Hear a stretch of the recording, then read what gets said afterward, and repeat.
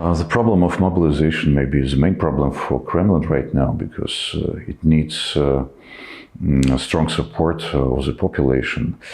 And the war traditionally was the instrument of making this support great again, let's say. It was so during the Georgian War, and it found out that the annexation of Crimea was extremely popular, and the ratings, approval ratings, electoral ratings of Putin himself and the authorities was growing. The boost was very significant. Then there was a time of exhausting of this Crimean consensus, exhausting of the wave of support of this idea.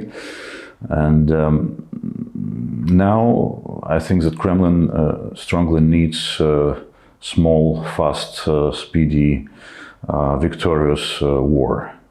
But the problem is that this war could be neither fast, neither small, nor victorious.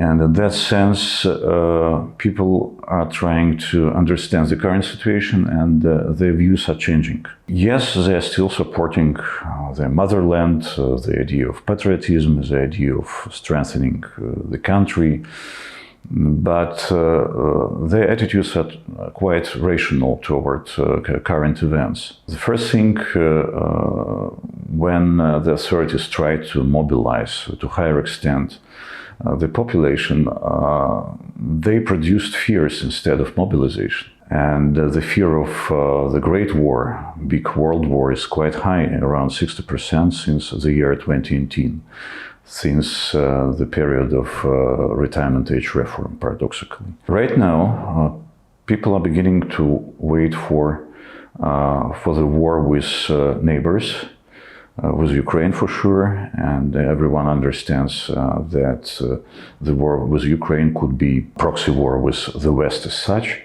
with the United States and NATO primarily, and the expectations are higher and higher. But in parallel with another bad expectations, for instance, the expectations of the economic crisis are also growing. It happened in the year 2021. So the war means deterioration of economic performance, let's say. It's also something new.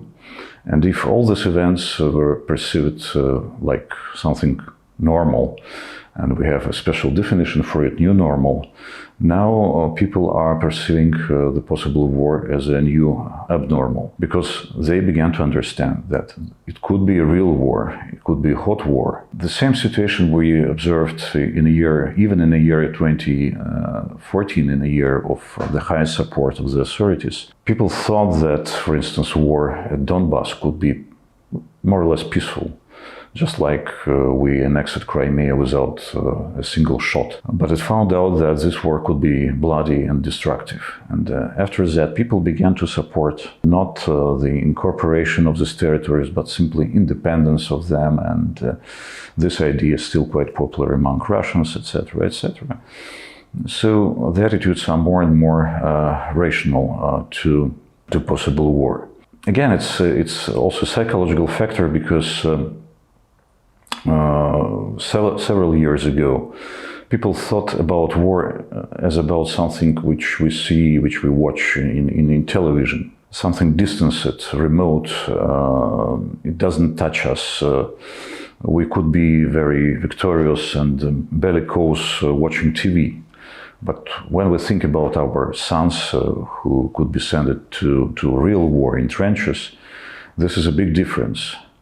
And because of that, I think Putin must be very cautious in this bellicose sentiments, because people are not ready to totally accept the idea of a real hot war.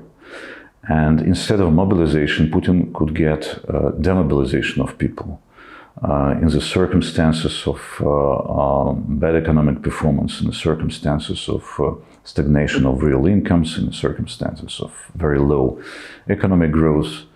So war right now is not so timely, according to the views of the majority of Russians, who are still supporting regime, but in a peaceful way, not in a military way. For instance, very interesting survey which doesn't touch the word war, but the question was, are we surrounded by enemies?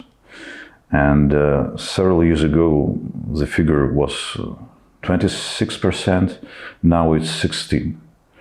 People understand that we are responsible for our own mistakes. And answering this question, people say that 25% of respondents, they say that we are responsible for our own mistakes. In that sense, a new war could be also a mistake from the point of view of average Russians. So if we'll take a recent survey, the support of, not support, the understanding that the war could be a reality is now 25%. A year ago it was 14%. It's quite a big difference.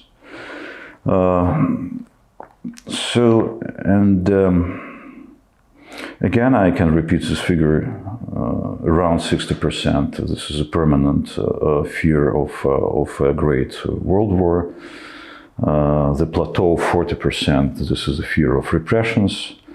And it's symptomatic that it was the time of the disruption of Crimean conscience. It was the year 2018, when the authorities violated so-called unwritten social contract between people. We do not touch your private life, and you do not touch our political exercises, military exercises, etc., etc. And since then, the military agenda, any warlike measures, military operations, they do not mobilize people for the support of the regime.